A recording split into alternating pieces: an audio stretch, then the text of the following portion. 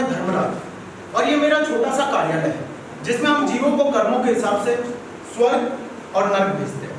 और ये चित्रगुप्त जी है। नमस्कार। ये जीवों का लेखा जोखा करते हैं। ये विदुषी जी प्रियवदा जी है। नमस्कार। जो उनको संचिकाबद्ध करके डिटेल एंटर करती है। कुछ दूत भी है जो जीवों को लेने गए हैं। आज का काम थोड़ा ही बाकी है, तब तक वो भी पूरा कर लेते हैं। आओ।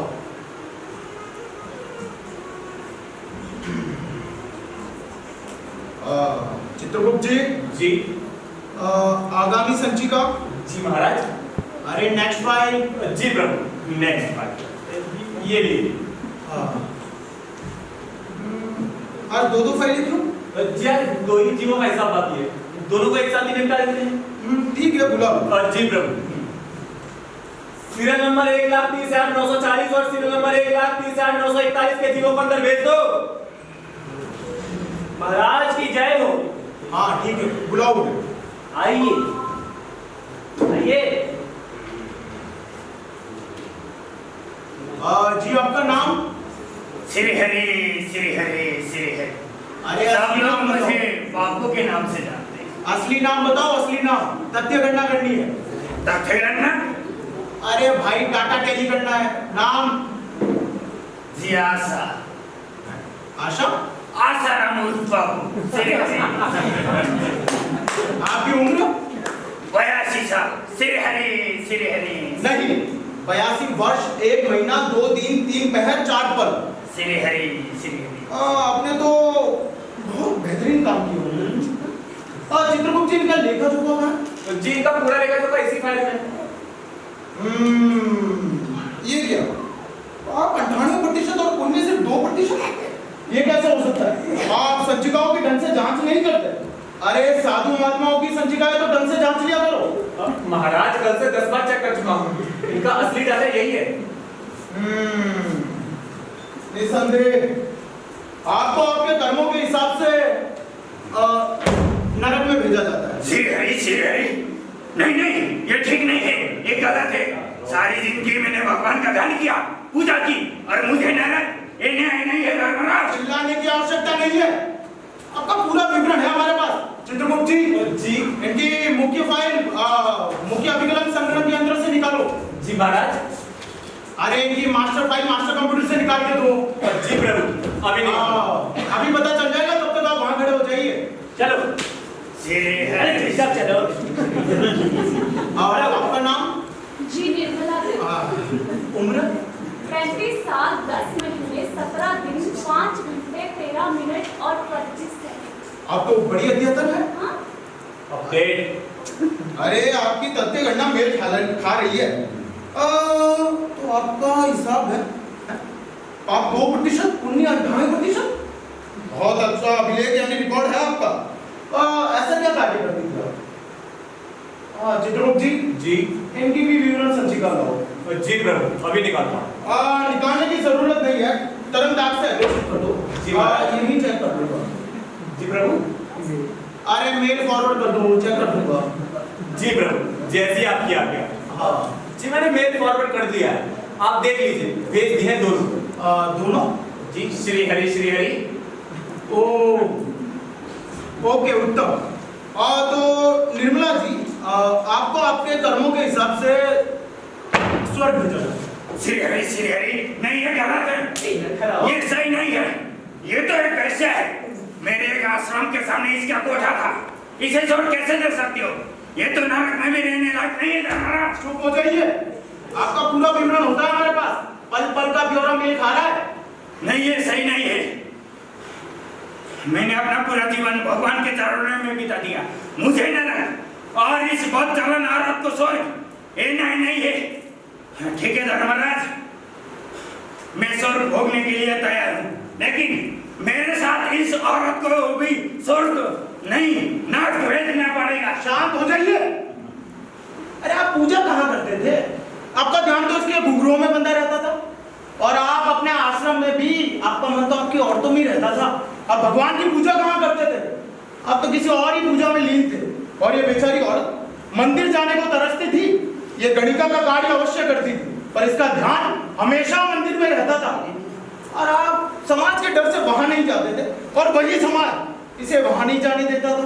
असली भक्त तो ये है, और तुम हत्यारे, बलात्कारी, चुंगी चोर, स्मगलर, इन्हें ले जाओ यहाँ से। चलो फिर मैं की जाते हैं। चल विदुषी जी, जी महाराज। निर्मला देवी जी को स्वर्ग के सातवें द्वार तक छोड़ना। जी महाराज। आइए।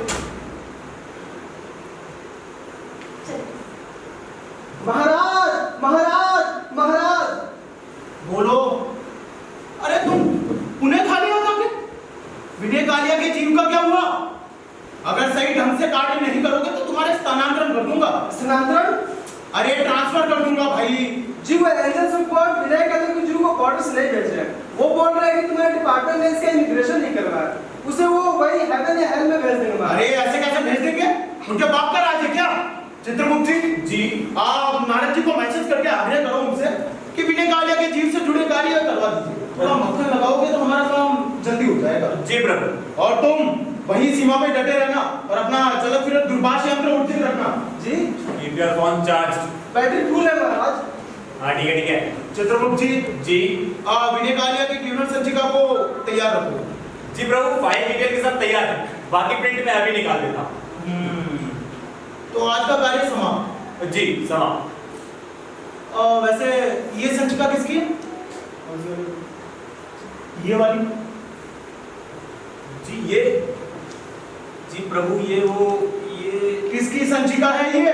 माफ कीजिएगा प्रभु, ये भोला राम की है। 5 दिन हो गए उसे मरे हुए, लेकिन उसका जीव अभी तक नहीं पहुंचा यहाँ पर। असंभव। हमारे हजारों वर्षों के कार्यकाल में ऐसा अनर्थ नहीं घटा, पर आपने हमें बताना उचित ही नहीं समझा। अरे बहुत ढीला कार्य करते हैं आप सब लोग। अगर ऐसा होने लगा तो सृष्टि के सारे नियम ही समाप्त हो जाएंगे, पाप पुण्य का भेद ही मिट जाएगा। और वो दूध कहाँ है जो उन्हें लेने गया था? माफ कीजिए महाराज, वो भी गायब है। अरे गायब है मतलब? आपने उन्हें दुरानुबुद्धि से बुलाया क्यों नहीं? प्रभु, टेलीपैथी का पासवर्ड यानी कूट शब्द तो केवल आपके पास है। ये कार्य भी मुझे ही करना पड़ेगा। मेरे पास से बचना पाए भविष्य और भूत, जहां कहीं भी हो दौड़े चले आओ दूर।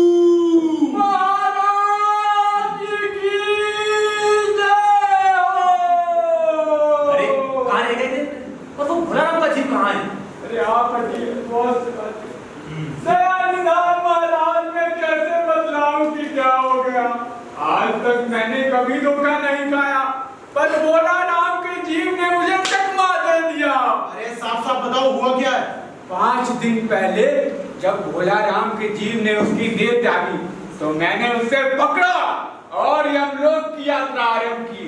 नगर के बाहर जो ही मैं उसे लेकर वायु तरंग पर सवार हुआ, तो ही वो ना जाने कहां गायब हो गया। उसके बाद मैंने सारा ब्रह्मांड छान मारा, मगर उसका कहीं पता ही नहीं चला महाराज। अरे जीवों को लाते लाते बुढ़ा हो गया। एक बुढ़े के जीव ने तुम्हें चकमा दे दिया। अरे तुम्हें सावधानी बरतनी चाहिए थी। वो कहते हैं ना, सावधानी हटी और दुर्घटना घटी। महाराज, मेरी सावधानी में बिल्कुल भी कोई कसर नहीं थी। आप चाहे तो चरित्रगुप्त से पूछ लीजिए। अरे चरित्रगुप्त नहीं, चित्रगुप्त। अरे वही महाराज, मेरे इन अभ्यस्त हाथों से बड़े बड़े नेता, अच्छे अच्छे वकील तक बच नहीं सके, मगर इस बार को इंद्रजाल हो गया महाराज। हाँ महाराज, तो पृथ्वी पर आजकल कुछ ऐसा ही ट्रेंड चला हुआ है। लोग ऑनलाइन शॉपिंग करते हैं, उनका सामान रास्ते में ही गायब हो जाता है। सरकारी राशन आम लोगों तक पहुंचने से पहले ही गायब हो जाता है। बुजुर्ग अनभिज्ञ लोगों के अकाउंट से पैसा गायब हो रहा है। और तो और प्रभु, बालिका आश्रमों और मिशनरी स्कूलों से छोटी छोटी बच्चियां भी गायब हो रही है। नया ट्रेंड तो ये चला है महाराज कि पॉलिटिकल पार्टी के नेता विरोधी नेता को ही गायब कर देते हैं। कहीं भोला राम के जीव को भी हमारे किसी विरोधी ने किडनैप तो नहीं कर दिया महाराज? चित्रगुप्त जी, आपकी भी सेवानिवृत्ति की उम्र हो गई है।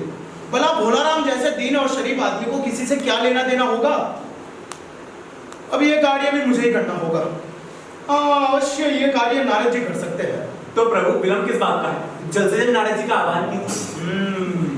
जो ब्रह्मा की कोख से उत्पन्न हुआ है, जो निस्वार्थ रहने वाला हो, जो कभी झूठ ना बोले, ऐसे नारद जी का मैं आह्वान करता हूँ। नारायण नारायण। प्रणाम देव जी। सदा निश्चित रहो। आसन ग्रहण कीजिए। धन्यवाद। नारद जी, आपकी वीणा कहाँ है? मेरी वीणा के सुर कुछ बिगड़ गए थे, मैंने उसे मरम्मत के लिए दिया है। तब तक सोचा ये विदेशी वाद्य यंत्र ही सीख लूं। खैर, आपकी वो विनय कालिया वाली समस्या का समाधान हो गया है। 1-2 दिन में विनय कालिया का जीव यहाँ पहुँच जाएगा। बस थोड़ी कागजी कार्यवाही बची है, बाकी सब हो गया है। आप तो जानते ही हैं, वो सीमा वाले लोग एक-एक कागज को बड़े ध्यान से देखते हैं। नारायण नारायण। ये कार्य आपके अलावा कोई नहीं कर सकता। आपका बहुत बहुत धन्यवाद। लेकिन एक और समस्या आन पड़ी है। महाराज, आपके मुखमंडल पर ये समस्या के बादल शोभा नहीं देते। लगता है वो नरक के निवास स्थान के अभी समाधान नहीं हुआ है समस्या। अरे वो समस्या तो कब की हल हो गई है। पिछले कुछ समय से नरक में काफी गुणी कारीगर आ गए हैं।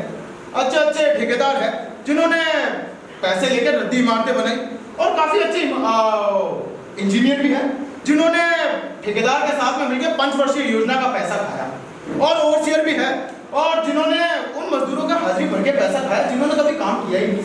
तो वो समस्या तो कब की हल हो चुकी है। एक और विकट उलझन आन पड़ी है। नारायण नारायण, अब कौन सी उलझन आन पड़ी? अरे क्या बताओ देव ऋषि, भोलाराम नाम के एक आदमी की 5 दिन पहले मृत्यु हो गई। ये दूत उसके जीव को लेने गया था, रास्ते में उसके जीव ने इसको चकमा देकर भाग गया। क्या बताओ देव ऋषि, बहुत प्रॉब्लम हो गई है। अब आप ही कुछ समाधान बताइए। नारायण नारायण, तो वास्तव में आपके लिए समस्या का विषय है।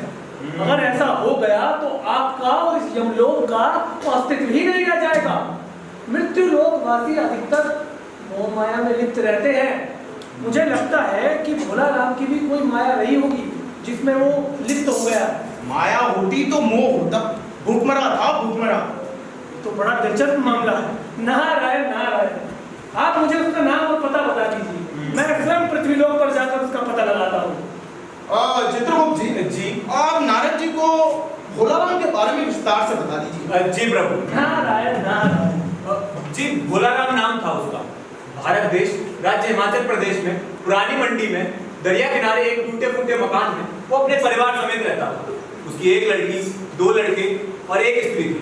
उम्र 65 साल 3 महीने 20 दिन 8 घंटे 15 मिनट और 55 सेकंड। सरकारी नौकरी में था। 5 साल पहले रिटायर हो चुका था। मकान का किराया उसने 1 साल से नहीं दिया था। इतने में भोलाराम ने संसार ही छोड़ दिया।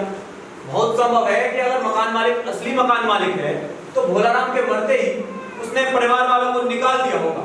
तो आपको काफी घूमना पड़ेगा देव ऋषि। कोई बात नहीं। नारायण नारायण, पृथ्वी का भ्रमण भी हो जाएगा इसी बहाने। पिछली बार भोलेनाथ की बारात में गया था। नारायण नारायण। अच्छा आप अपना विशेष ध्यान रखिएगा नारद जी, क्योंकि पृथ्वीलोक की दशा काफी बदल चुकी है और फिर देवलोक की शक्तियां भी वहां पूर्णतः कार्य नहीं करती। आप चिंता न करें देवराज, मैं जल्दी ही आपसे मिलता हूँ। नारायण नारायण नारायण नारायण। चित्रगुप्त जी, कल की संचिकाएं तैयार हो, तब तक मैं नरक का निरीक्षण करके आता हूँ। जी प्रभु, जैसी आपकी आज्ञा।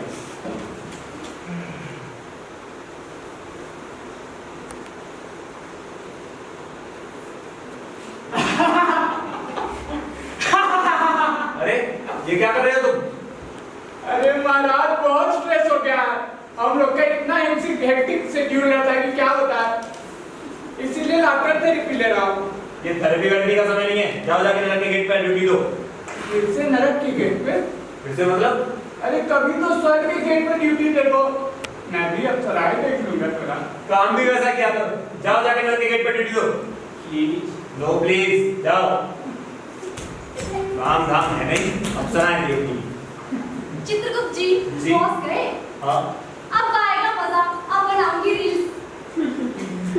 रंग रूप तेरा। अरे रूप रंग सब ठीक है, काम भी क्या कीजिए। रूप रंग। हाँ हाँ कर रही हूँ।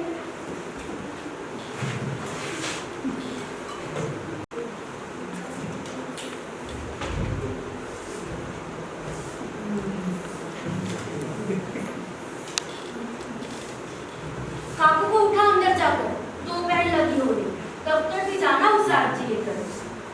अब 2 ही हाथ है मेरे, या तो काकू को उठा लूं या तो झाड़ू मारूं। इस घर के सारे काम मुझे करने पड़ते हैं। वो महाराज तो सोने के लिए पैदा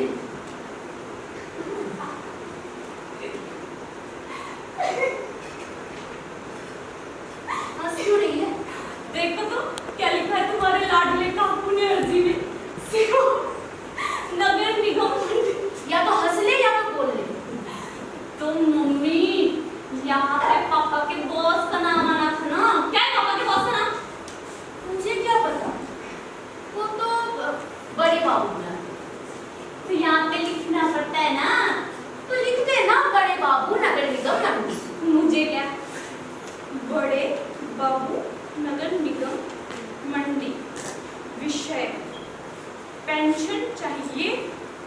महोदय महोदय होना था यहाँ पे डफर जैसा, तो लिखते ना, पढ़ी लिखी तो तू भी है।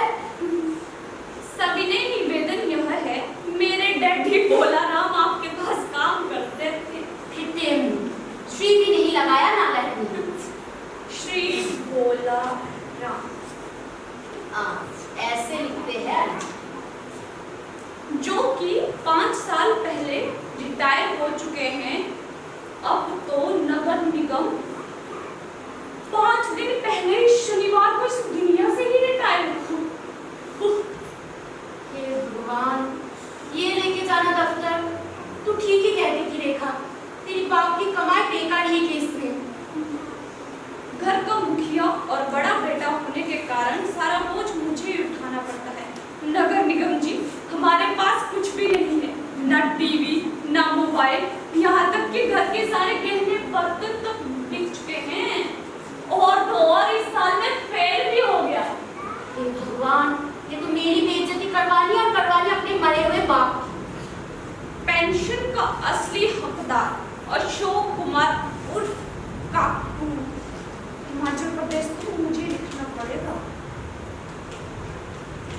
लो बस, देख बेटा, तूने इसको ठीक कर दी। देख, पेंशन लेने वाले में मेरी नाम, मेरा आधार नंबर और डाकखाने के खाता नंबर है। और पति का पेंशन पर पत्नी का हक होता है, इतना तो अनपढ़ गवारों को भी पता होता है। फिर मैं दिखाती हूँ उसको घर का मुखिया। काकू कहाँ है? इस घर के आधे काम तो मेरे मरने के बाद ही खत्म होंगे। सेवा में नगर निगम। नारायण नारायण। पहले मम्मी और अब ये ढोंगी, आज का दिन ही मनुष्य है। ए ढोंगी बाबा, नहीं ये पूजा पाठ कहीं और जाके करो, शर्म नहीं आती भीख मांगते हुए? अच्छे खासे तो दिखते हो। वैसे सब ठीक ही है। नारायण नारायण, बेटी मैं भिक्षा मांगने नहीं आया हूँ, मुझे भोला राम के बारे में कुछ जानकारी चाहिए। अपनी माता को बुलाओ। बाबा को नहीं मालूम। मम्मी, नारायण नारायण। ओ मम्मी, नारायण नाम। मम्मी! क्या हुआ? चिल्ला क्यों रही है? कोई आया बाहर। कौन आया? पोस्टमैन क्या? आ गया पेंशन का ऑर्डर? नहीं, कोई ढोंगी, इधर तो बाबा है। तो अंदर जाके काकू को उठा। हाँ, बाहर के डाकू और अंदर वो काकू। हाँ जी बोलो। मुझे भोला राम के बारे में जानकारी चाहिए थी। कुछ उसको क्या बीमारी थी? क्या बताऊं, उसे तो गरीबी की बीमारी थी। 5 साल हो गया था पेंशन पर बैठे, पर पेंशन अभी तक नहीं मिला। इन 5 सालों में सारे गहने बिक गए, बर्तन बिक गए, और कुछ नहीं बचा है। इस चिंता में घुलते घुलते मर के ही सांस ली। माता, क्या उसका यहाँ किसी से विशेष लगाव था? लगाव तो महाराज बाल बच्चों में ही होता है। नहीं नहीं, परिवार के अलावा मेरा मतलब किसी और स्त्री से। कुछ भी मत बको महाराज, तुम साधु हो, सिर्फ पुरुष हो। पूरा जीवन उन्होंने किसी दूसरे औरत की तरह आंख उठाकर भी नहीं देखा। तो आप झुकाकर देखा होगा। नारायण नारायण, आपकी बात भी ठीक है माता, हर गृहस्थी का यही आधार है। अच्छा, हाँ मैं चलता हूँ। नारायण नारायण। महाराज, तुम तो साधु हो, सिर्फ पुरुष हो, ऐसा कुछ नहीं कर सकते हो कि ये रुकी हुई पेंशन मिल जाए और बच्चों का पेट भर जाए कुछ दिनों के लिए? साधु महात्माओं की कौन सुनता है माता, और मेरा तो यहाँ कोई आश्रम भी नहीं है, पर फिर भी मैं सरकारी दफ्तर जाऊंगा और कोशिश करूंगा। आप मुझे नाम और पता दे दीजिए। हाँ बस। रेखा, अर्जी लेकर जल्दी आओ। देख, इधर से सीधा ऊपर जाना और विक्टोरिया ब्रिज क्रॉस करके डीसी ऑफिस में जाना। नारायण फिर उधर जाके बोलना कि नगर निगम का ऑफिस कहाँ है। नारायण नारायण। लो, यहाँ पे साइन करो। नजर अपना नाम सीता देवी। है। नारायण नारायण।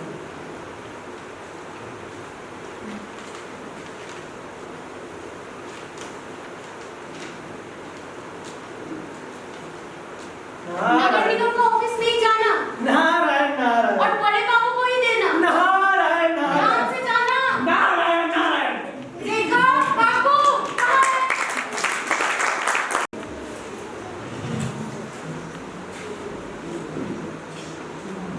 चित्रगुप्त जी, जी आज केवल 1,05,000 ही मामले थे। जी हाँ महाराज, आज केवल यही फाइल है। देखा, अगर तकनीक का सही रूप से उपयोग किया जाए तो कार्य कितना जल्दी हो जाता है। हाँ, वो तो है महाराज। और ज्यादा माथा भी खपाना नहीं पड़ता है। जी और तो कोई कार्य नहीं बचा ना? जी नहीं महाराज, बस 2 ही फाइल बची। एक वो विनय कालिया की और दूसरी भोलाराम की। पर विनय कालिया की फाइल तो कंप्लीट हो चुकी है। जी हाँ महाराज, फाइल डिटेल कंप्लीट है। 4 घंटे बाद सीमा वाले उसे रिहा कर देंगे आप। ठीक है, उसे वहीं से नरक भेज देना। यहाँ पे ऑफिस में बुलाने की जरूरत नहीं है, वरना अपने विदेशी नियम यहाँ झगड़ने लग जाएगा। हाँ, ये ठीक रहेगा। हेलो, हाँ सुनो, बॉस ने कहा है कि विनय कालिया की जीप को वहीं से डायरेक्ट नरक भेज दो, यहाँ आने की उसे जरूरत नहीं है। हाँ ठीक है। जी काम हो गया। और वो भोलाराम की जीप का क्या हुआ? नारद जी को कुछ पता चला? जी महाराज, सुबह से नेटवर्क ट्राई कर रहा हूँ, लेकिन नेटवर्क ही बिजी आ रहा है। ट्राई करते रहो आप, क्या पता कब मिल जाए नेटवर्क। जी प्रभु। महाराज महाराज महाराज! अरे क्या हुआ भाई, क्यों चिल्ला रहे हो? महाराज, नरक में बवाल हो गया है। सभी नरकवासी हड़ताल पर बैठ गए हैं। क्यों? उनका कहना है कि यहाँ पर कोई मूलभूत सुविधाएं है ही नहीं। अरे क्या मांगे हैं उनकी? उनकी मांगे हैं रोटी, कपड़ा और जनान। क्या?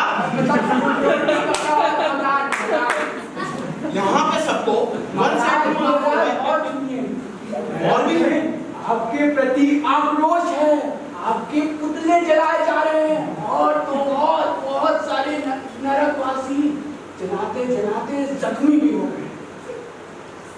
चित्रगुप्त जी। जी प्रभु। नरक के नियमों की फाइल को सख्ती से नियम लागू करने पड़ेंगे। अरे जरा सी ढील क्या दे दी, सर पर ही चढ़ने लग गए।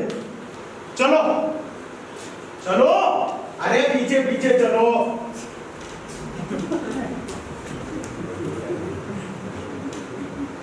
हे भगवान, पता नहीं क्या हुआ इसमें, यहाँ भी ये सब शुरू हो गया। अरे चित्रगुप्त जी, कुछ नहीं हो सकता, आप अपना काम कीजिए। हाँ कर रहे हैं काम। करना होगा कि आप जिंदा हैं, तभी तो हम आपकी पेंशन की फाइल ओके कर सकते हैं। और आपके पास क्या प्रमाण है कि आप जिंदा हैं? सर, मैं आपके सामने साक्षात खड़ा हूँ, अपनी दोनों टांगों को वो भी बिना किसी सहारे के। अरे भाई, प्रमाण क्या है? मेरे खड़े होने का। नहीं, अरे आप हैं, ये मैं कैसे पहचानूं? सर, मैं जिंदा हूँ, ये कोई अफवाह तो नहीं? ये मैं कुछ नहीं जानता, मुझे सबूत चाहिए बस। ठीक, आप भारतीय संस्कृति में भरोसा करते हैं? हाँ कर सकता हूँ, अगर उससे दफ्तर के काम में बाधा ना आए तो। तब भी ठीक है, मैं अभी जाके अपनी पत्नी को लेके आता हूँ। क्यों? रुको, क्यों? सर, आप उसके मांग में सिंदूर देखिए, माथे में बिंदी देखिए। मेरे पास मेरे जिंदा होने की इससे बड़ी प्रमाण नहीं हो सकती। कमाल है। किस बात का? पढ़े लिखे होकर भी ऐसी बातें कर रहे हैं। सर, भारतीय संस्कृति में यही प्रमाण होता है। अच्छा, तो आप पति? हाँ जी हाँ। और वो आपकी पत्नी? और नहीं तो क्या आपकी? इसका क्या प्रमाण है कि वो आपकी पत्नी है? वो मेरी एकमात्र पत्नी और मैं उसका एकमात्र पति हूँ। हम शरीफ लोग हैं सर। ऐसा है? तो जाओ अपने एरिया के सब इंस्पेक्टर से लिखवा कर लाओ कि हम शरीफ लोग हैं। जाओ। हाँ, मेरी कॉलोनी में किसी से भी जाके पूछ लीजिए। तुम क्या कॉलोनी के दादा हो? नहीं। तो फिर कॉलोनी का रॉब किसे दिखा रहे हो? हाँ, मैं यहाँ अपना काम करूंगा या तुम्हारे मोहल्ले में जाकर पूछता फिरूंगा? मुझे सबूत यहाँ चाहिए मेरे इस टेबल पर। देखिए सर, जो पेंशन रखी है वो मेरी है, जो रुपया मिलना है वो मुझे मिलना है, तो आपकी इंसानियत इसी में है कि आप इंसानियत की बात कर रहे हैं? अरे भाई, ये सरकारी ऑफिस है। देखो दोस्त, तुम मेरे घर बीसी और आ चुके हो, रसगुल्ले खा चुके हो, चाय पी चुके हो, वो भी भाभी के हाथ से। अरे पी होगी भाई, लेकिन मैं यहाँ आपको नहीं पहचानता बस। क्यों? अरे क्यों क्या, फर्ज है भाई, सरकारी आदमी हूँ। हाँ, इस कुर्सी पर बैठने के बाद तो मैं अपने बाप को भी नहीं पहचानता।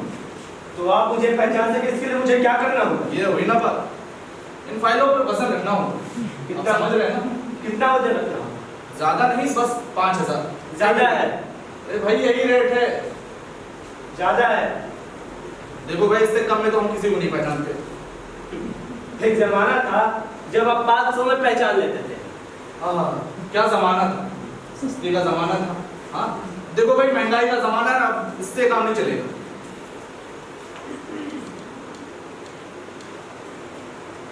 ये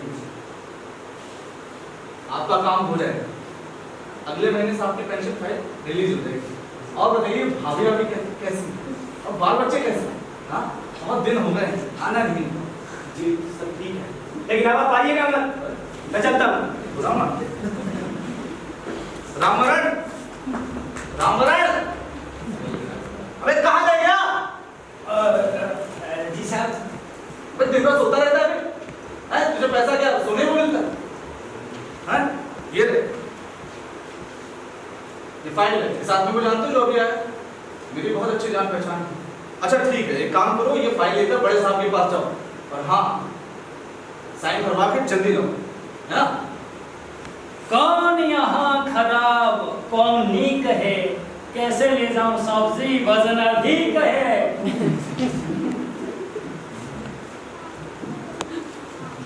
ये लो। नारायण नारायण। और ढूंढी नहीं था। अरे मुझे भिक्षा नहीं चाहिए, तो क्या कहिए, कहिए क्या चाहिए? मुझे भोलानाथ के बारे में कुछ जानकारी चाहिए। कौन बोला?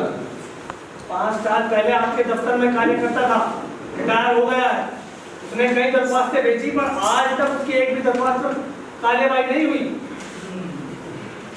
भोलाराम ने दरख्वास्त तो भेजी लेकिन उस पर वजन नहीं रखा, इसीलिए कहीं उड़ रही होगी। ये पेपर वेट तो है, ये रख देते। आप ठहरे साधु महात्मा, आपको दुनियादारी से क्या मतलब?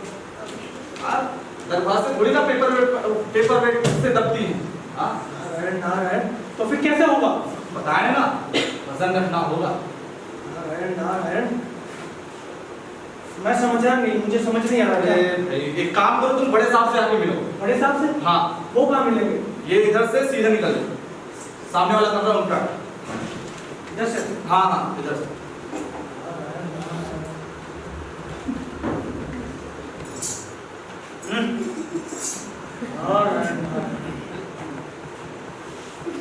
नारायण नारायण। अरे इसमें मंदिर समझ रखा है क्या? धड़धड़ाते अंदर चले, पर्ची क्यों नहीं भेजी? आपका चपरासी सो रहा है, कैसे भेजता? बोलो क्या काम है? मुझे भोलाराम के बारे में कुछ जानकारी चाहिए। हाँ बोलो। उसकी दरख्वास्तें इतनी सारी भेजी गई है पर अब तक उसके पेंशन के ऑर्डर नहीं हुए। अरे भाई आप ठहरे साधु महात्मा, आपका काम है भजन कीर्तन करना और मोह माया से दूर रहना, लेकिन दुनिया नारायण नारायण कहने से नहीं चलती। दफ्तरों के अलग रीति रिवाज होते हैं, ठीक उसी तरह हमारा भी अलग ही सिस्टम है। आप भोलाराम के करीबी मालूम होते हैं जी। अरे भोलाराम तो सच में भोला था, सिस्टम का आदमी होकर भी बेवकूफी करता रहा। भाई उसका वजन, उसका फाइल पे वजन चाहिए। मतलब भाई सरकारी पैसे का मामला है, पेंशन का केस 20 दफ्तर में आता है, देर तो लगी जाती है। 100 बार एक ही बात को 100 जगह लिखना पड़ता है, तब जाकर पेंशन पक्की होती है। और जितनी पेंशन मिलती है उतनी स्टेशनरी भी लग जाती है। जल्दी भी हो सकता है मगर वजन चाहिए। आप समझे नहीं? जैसे आपकी ये सुंदर गिटार है, इसका वजन भी भोलाराम की दरख्वास्त पर रखा जा सकता है। वो क्या है ना, मेरी पत्नी आजकल गाना बजाना सीख रही है, तो ये मैं उसे दे दूंगा। साधु संतों की वाद्य यंत्र से तो और अच्छे स्वर निकलते हैं। ये लीजिए, और अब भोलानाथ की पेंशन के ऑर्डर निकाल लीजिए। आराम निकल जाएगा। रामवरण, रामवरण। जी साहब। दिन भर सोते रहते हो, रात में क्या करते हो? सपने में कभी रईस तो कभी दीन होता हूँ, रात की बात मत पूछिए, गहरी नींद में लीन होता हूँ। हाँ बस ये ले जाओ, गाड़ी पर रखिए। देखिए वजन थोड़ा कम है, थोड़ा और वजन चाहिए। ये चलेंगे? हाँ चलेगा। ये लीजिए। थोड़ा और वजन। ये चलेगा? हाँ बिल्कुल चलेगा। ये भी लीजिए। थोड़ा सा और वजन। ये चलेगा? हाँ ये लीजिए। अभी थोड़ा कम है। यही बचा है। वजन तो और चाहिए था, लेकिन चलिए कोई बात नहीं, इतने में ही काम चलाना पड़ेगा। रामवरण, रामवरण। जी साहब। भोलाराम की फाइल लेकर आओ। अर्ज किया। बस फाइल लेकर आओ। तो और बताइए कुछ लेंगे आप? चाय कॉफी या कोक? कोक? ऑफिस में भी कोक? नारायण नारायण। क्या हुआ? इतना देर लगाते हो, जाओ यहाँ से। हाँ तो क्या नाम बताया आपने? जी कितनी बार तो बता दिया। अरे मैंने कहा ना हमारा सिस्टम थोड़ा अलग है। जी भोलाराम। कौन पुकार रहा है मुझे?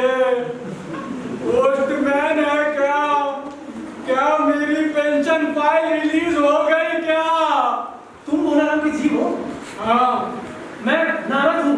मैं तुम्हें स्वर्ग से लेने आया हूँ, चलो मेरे साथ। लेकिन मेरा मन तो यहीं लगा हुआ है, मेरी अर्जियां यहीं अटकी हुई हैं, मैं इसे छोड़ कर नहीं जा सकता। देखो भोला राम, मैं स्वर्ग से तुम्हें लेने के लिए आया हूँ। मैंने स्वयं तुम्हारी दरख्वास्तों पर वजन रखा है। हाँ, तुम्हारी पेंशन तुम्हारे घर वालों को मिल जाएगी। चलो, धर्मराज तुम्हारी प्रतीक्षा कर रहे हैं, चलो।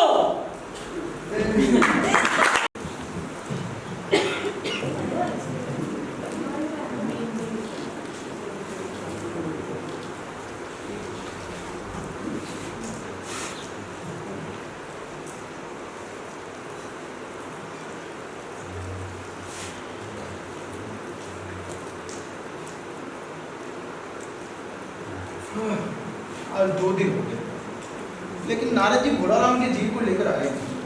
मुझे तो लगता है चित्रगुप्त को अनहोनी तो नहीं हुई। आप धीरज से काम लीजिए महाराज। नारद जी भोला राम के जीव को लेकर आते ही होंगे। खैर, हम कर ही क्या सकते।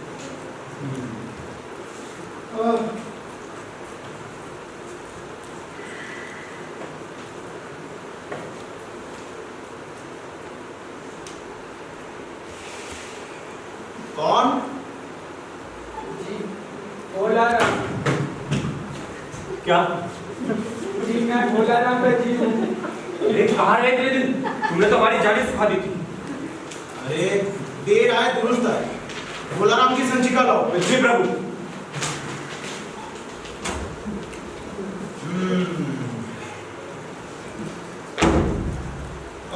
भोला राम, तुम्हें स्वर्ग भेजा जाता है। और वैसे नारद जी कहाँ थे? अकेले कैसे आए? नारद जी तो यहीं थे, मेरे पीछे थे। कहाँ चले? भाई तुम्हारा प्रमाण क्या है? कौन हो तुम? मैं हूँ। अरे मैं कौन? मैं अरे नाम बताओ। नारद। नारद की संचिका लाओ। जी प्रभु। नारायण नारायण। अरे देवर्षि आप हैं? आपका ये हाल किसने किया? मैं आपको पहचान ही नहीं पाया था। धर्मराज, आपकी इसमें कोई गलती नहीं है, मेरा हुलिया ही कुछ ऐसा हो गया है। वैसे आपका ये हाल किसने किया? पृथ्वी की व्यवस्था ने धर्मराज, वहां पर अब वजन रखे बिना कोई कार्य नहीं होता। कैसा वजन? वजन। वजन। भोला राम की दरख्वास्तें उड़ रही थी, मैंने उन्हें दबाने के लिए अपने गहने, यहाँ तक कि अपना नया वाद्य यंत्र भी दे दिया। अगर मैं ऐसा ना करता तो भोला राम का जीव वहीं अटका रह जाता। अच्छा, तभी आपको आने में इतना विलंब हुआ। जी। और आपके चेहरे का रंग भी काला पड़ गया, इसी कारण मैं आपको पहचान नहीं पाया। पृथ्वी पर बहुत पोल्यूशन हो गया है, जिसके कारण मेरा रंग काला पड़ गया है। अच्छा। स्नान करूंगा तो सब ठीक हो जाएगा। आप विश्राम गृह में विश्राम कीजिए, तब तक मैं आपके कपड़े और पीढ़ा का इंतजाम करूँगा। विदुषी जी, नारद जी को आप विश्राम दें। सदा निश्चिंत रहो धर्मराज। अरे चित्रगुप्त जी, नारद जी के लिए कपड़े और वीणा का इंतजाम करो। जी प्रभु। नारद जी, हाँ तो भोला राम इधर आओ। वैसे भोला राम जैसे जीव बहुत कम होते हैं इस दुनिया में, जो अपनी जिंदगी पूरी ईमानदारी से जीते हैं। इन्होंने अपनी जिंदगी में मेहनत और मजदूरी करके पूरी जिंदगी गुजारी, एक भी पैसे की हेराफेरी नहीं की इन्होंने, तभी हम इन्हें स्वर्ग भेज रहे हैं। और वैसे ये आप लोगों को क्या हो गया? जहाँ देखो बेईमानी, रिश्वतखोरी, चोरी चकारी का बोलबाला है। अगर इसी तरह से होता रहा तो पृथ्वी न रह के नरक बन जाएगी, नरक। फिर सड़ते रहना इस नरक में। चलो बोला, हम तुम्हें स्वर्ग छोड़ के आए।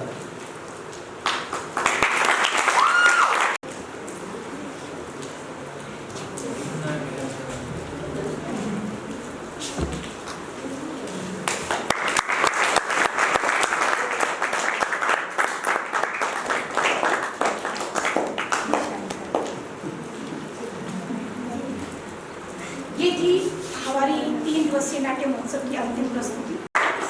जो नाटक में बच्चों ने किया था छाव में, मध्य व्यय इसीलिए कास्ट है, कुछ बच्चे ने पूछे हैं इसके जिसके निर्देशक थे गोविंद महतो जी, जो हमारे बीच अभी थोड़ा सा दिल्ली में काम कर रहे हैं। तो ये हमारी आज की अंतिम प्रस्तुति थी। आप लोगों का बहुत बहुत धन्यवाद। 2 शब्द में जाऊँगी कि राकेश सर जो है प्रस्तुति के लिए।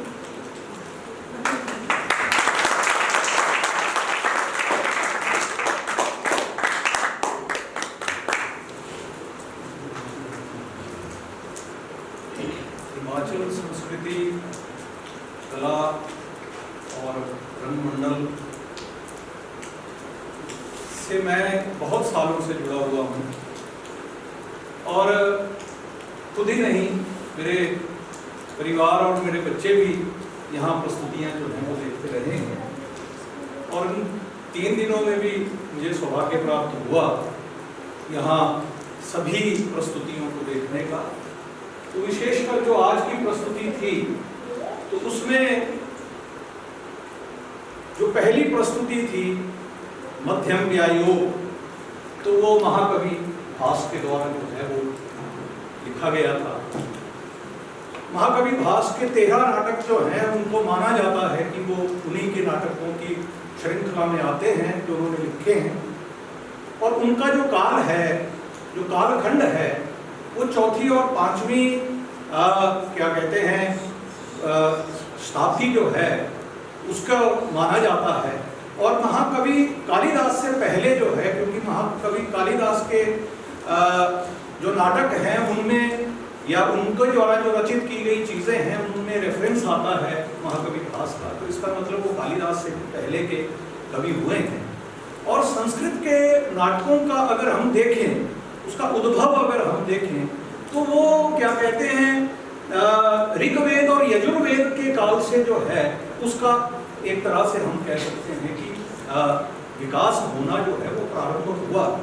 तो एक तरह से हम ये मान सकते हैं कि इस प्रकार की प्रस्तुतियां जिनको आज हम यहाँ सजीव कर रहे हैं तो उनका क्या परिप्रेक्ष्य और क्या चीज उस समय में रही होगी और किस प्रकार की उनकी आगे की दूरदृष्टि जो है उन महाकवियों की रही होगी, जिससे कि आज तक जो है हमारा समाज और हम जो हैं उससे प्रभावित हो रहे हैं। और जिस प्रकार छाऊ के प्रारूप में जिस प्रकार से यहाँ प्रस्तुति दी गई वो सच में ही जो है उसको हम ये कह सकते हैं कि बहुत ही अच्छे प्रकार से जो है उस फॉर्मेट में उसको यहाँ प्रदर्शित किया। और जहाँ दूसरी प्रस्तुति की बात है, हरिशंकर परसाई जी की बात है, तो चलिए वो 1922 में पैदा हुए मध्य प्रदेश में और हमारे साथ जो है वो 1995 तक रहे। तो वो एक ऐसे व्यक्ति रहे जिन्होंने व्यंग की विधा को जो है वो हमारे समाज को ऑब्जर्व करते हुए जो है वो हमारे समक्ष प्रस्तुत किए और जितनी भी संगतियां जो हैं वो हमारे समाज में आज देखने को मिल रही हैं, तो देखिए उनका भी कितना विजन था कि उन्होंने उन चीजों को कितने पहले लिख दिया जो कि आज ज्यादा प्रकार से जो है वो हमारे सामने व्याप्त हो रहा है। और उसी प्रस्तुति का जो एक उदाहरण है जो आपके सामने प्रस्तुत किया गया, तो उसको जीवंत करने में इन जो हमारे यहाँ के छात्र हैं उन्होंने कोई कसर जो है वो नहीं छोड़ी है।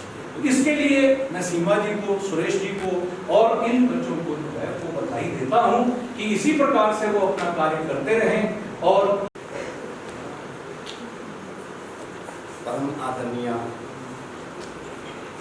नाट्य अकादमी की संचालिका सीमा शर्मा जी और यहाँ पर उपस्थित हमारे जो मेहमान हैं, हमारे एडवोकेट परम आदरणीय देशराज शर्मा जी, पत्रकार बंधु व यहाँ पर नाट्य अकादमी के जो छात्र हैं तथा स्थानीय जनता, सबसे पहले तो मैं आप सभी का इस नाट्य अकादमी में जो आपने जो यहाँ पर नाटक देखने आए हैं, आप सभी का अपने, क्योंकि मैं ये कहना चाहूँगा कि मेरे परिवार से मेरे जो मिसेज हैं वो पहले प्रधान भी रह चुके हैं, तो मैं सबसे पहले आप सभी का यहाँ स्थानीय जो हमारा गांव है यहाँ पर आने पर आप सभी का इस अकेडमी की ओर से आप सभी का हार्दिक अभिनंदन करता हूँ, स्वागत करता हूँ।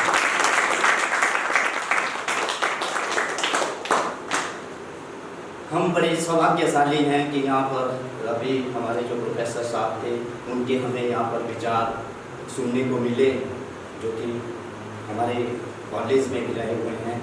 जैसे पिछले एक दिन पहले हमें डॉक्टर राजू जी के विचार हमें सुनने को मिले।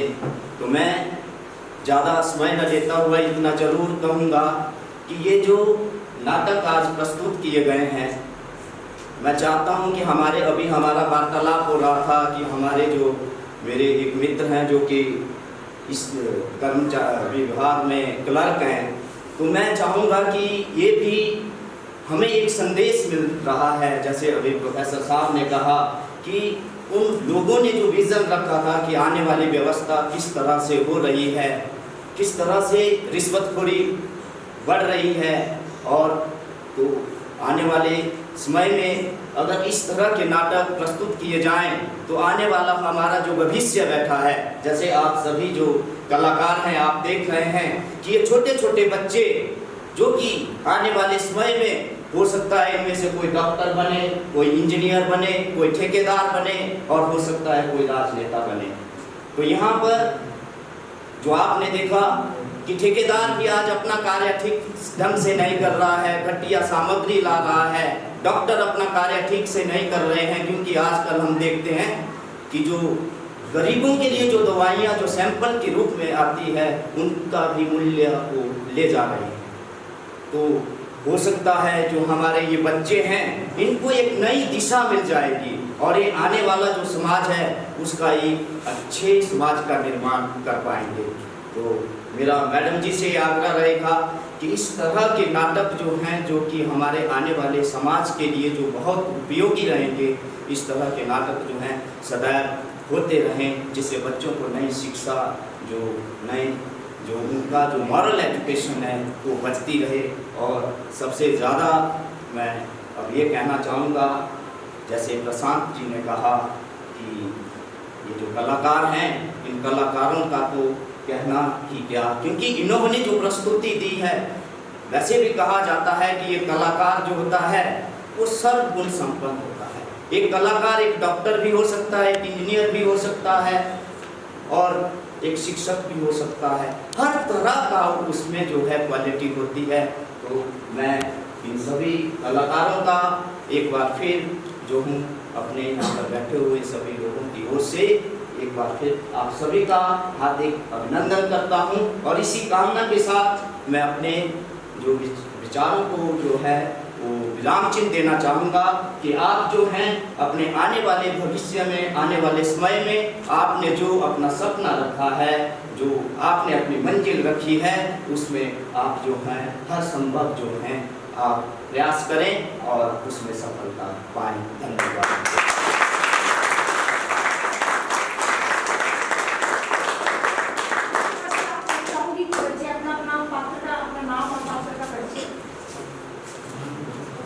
जी, मेरा नाम रूपक है और मैंने फर्स्ट जो किया था उसमें मध्यम का कैरेक्टर प्ले किया था, सेकेंड में शिव।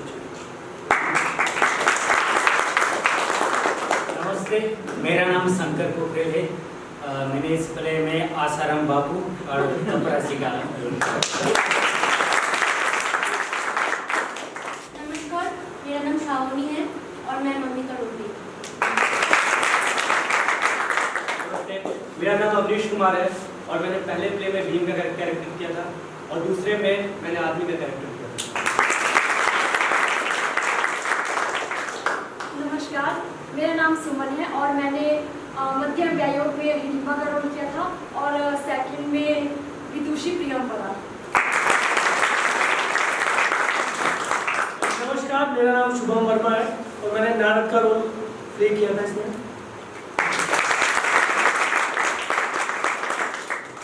नमस्कार, मेरा नाम निशांत कुमार है और मैंने इसमें यमदूत और भोलाराम का रोल प्ले किया है।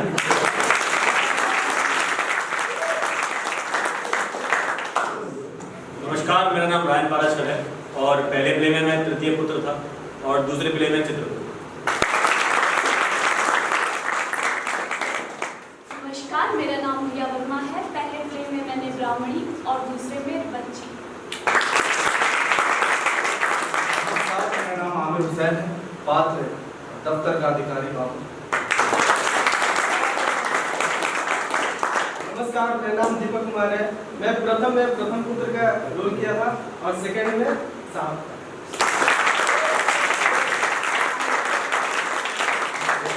और जो नाटक में जो मध्यम व्यायोग में संगीत था वो शिवा।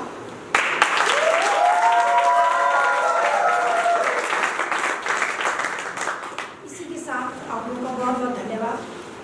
सभी लोग भोजन जो हम लोग इकट्ठे करते हैं वो करेंगे और उसके बाद ये हमारी अंतिम प्रस्तुति थी। इसके बाद हम अगली प्रस्तुति के लिए फिर से मिलेंगे।